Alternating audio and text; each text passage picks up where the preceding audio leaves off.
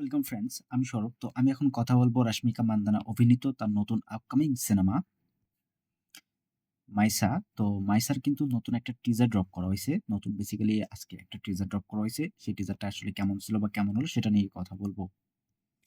তো আমি যদি এক কথায় বলি, টিজারটা সত্যি আউটস্ট্যান্ডিং, দুর্দান্ত, মারাত্মক লেভেলের একটা টিজার ছিল এইটা।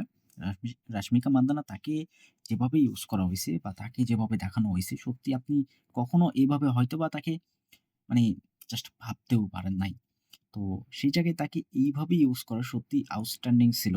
আর আপনি যদি এই টিজারটা না দেখে থাকেন, তাহলে আমি আপনাকে আগে বলব যে আপনি যান, টি সিরিজে টিজারটা আপলোড করা আছে হিন্দি ভার্শনে। তো চাইলে আপনি হিন্দি ভার্শনে দেখতে পারেন। দেন তারপরে আপনি রিভিউটা চেক করতে পারেন। তো টিজারটা সত্যি অসাধারণ ছিল। Rashmika Mandanna just kick ass একটা পারফরম্যান্স, ভিজুয়ালি দুর্দান্ত টিজারটা। আর ব্যাকগ্রাউন্ড মিউজিক সেটার কথা আসলে নাইবা বললাম। অনিরুদ্ধ যে লেভেলের ব্যাকগ্রাউন্ড মিউজিক করে থাকে সেটা আমরা প্রত্যেকেই জানি। তবে জ্যাক্স বিজয় তিনিও কিন্তু কোনো অংশে কম যান না ভাই। তিনি বর্তমানে যে লেভেলের ব্যাকগ্রাউন্ড মিউজিক ক্রিয়েট করতেছেন বা ব্যাকগ্রাউন্ড মিউজিক তিনি দিচ্ছেন সত্যি অসাধারণ। তিনি আসলে বলা যায় না। হয়তোবা তিনি এমন কাজ কিছু করলেন যার কারণে অনিরুদ্ধকে টপকে তিনি সামনে চলে গেলেন। এটা সম্ভব। এটা আমি বিশ্বাস করি সম্ভব। তো এখানে রশ্মিকা মান্দানা সত্যি বলতে ভয়েস ওভারে যেভাবে আমরা ডায়ালগ শুনতে পাচ্ছি, আর রশ্মিকা মান্দানা তাকে দেখানো হচ্ছে কিছু লোক তার দিকে তাকে মারার জন্য মানে ছুটে আসতেছে। দেন সেখানে একটা শটগান নিয়ে রশ্মিকা মান্দানার ক্যারেক্টারটা দাঁড়িয়ে আছে। একেতে রক্তাক্ত অবস্থায়। মেবি সে এক কথায় সে অ্যাকশন করছে কিংবা সেই অ্যাকশন সিন আসলে দেখানো হবে কিনা জানি না। তবে সে অ্যাকশন করার পরে রক্তাক্ত অবস্থায় তার চোখ বেয়ে রক্ত পড়তেছে। দেন সেখানে সে শটগান নিয়ে এতগুলো লোক তার সামনে জাস্ট সে একা দাঁড়িয়ে আছে।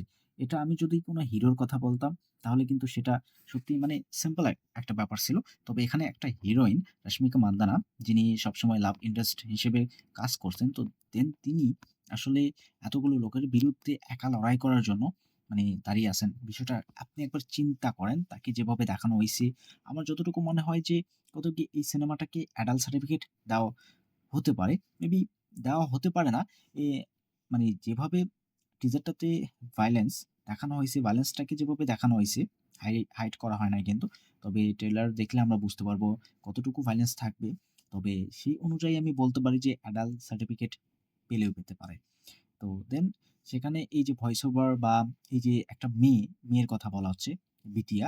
তো এই যে ক্যারেক্টার কি হবে বা তার সঙ্গে কি হইছে এটা আসলে মেইন গল্প হবে। তো সেই ক্যারেক্টার কি আমরা কিন্তু টিজারটাতে জাস্ট আ এতটুকু জানতে পারি না। তবে অবশ্যই ট্রেলার দেখলে আমরা গল্প সম্পর্কে অনেক কিছু বুঝতে পারবো। তবে টিজারটা সত্যি বলতে ব্যাপক ছিল। আর এটা কোনো মুভির টিজার ছিল না। মুভির টিজার বলতে যে মুভিটা রিলিজ করবে দেন ফার্স্ট টিজার ড্রপ করা হইছে এমনটা না। জাস্ট এটা একটা ফার্স্ট গ্লিম্পস ছিল বা আপনি অ্যানাউন্সমেন্ট টিজার বলতে পারেন। তো মুভিটা রিলিজের অনেক লম্বা একটা সময় আছে। দেন তার পরবর্তীতে 2nd টিজার আসবে। এটা জাস্ট একটা ফার্স্ট গ্লিম্পস বা আপনি অ্যানাউন্সমেন্ট টিজার ধরতে পারেন। তো সেটা যে লেভেলের আসলে আ হাইপ ক্রিয়েট করলো এটা আসলে মারাত্মক কিছু হতে পারে। আমি অবশ্যই অপেক্ষায় আছি আ এই সিনেমাটা দেখার জন্য। রশ্মিকা মান্দানা তার পারফরম্যান্স সবসময়ই বেটার এবং এখানে তার পারফরম্যান্স আউটস্ট্যান্ডিং হবে। কারণ টিজারটার শেষ ভাগে রশ্মিকা মান্দানার ক্যারেক্টার যেভাবে চিৎকার দিচ্ছে, যেভাবে চিৎকার করতেছে জাস্ট সেই সিনটা দেখবেন। তবে এই মুভিটা দেখার জন্য আমি অপেক্ষায় থাকবো। দেখা যাক আসলে কি হয়। তবে এই অ্যানাউন্সমেন্ট টিজার বা ফার্স্ট গ্লিম্পস সত্যিই ব্যাপক ছিল, দুর্দান্ত হইছে। আর যারা দেখছেন অবশ্যই কমেন্টে জানাবেন যে আপনাদের কেমন লাগছে। আর ভিডিও ভালো লাগলে অবশ্যই একটা লাইক করবেন, শেয়ার করবেন। তার সঙ্গে এই চ্যানেলটাকে সাবস্ক্রাইব করে রাখবেন। ধন্যবাদ।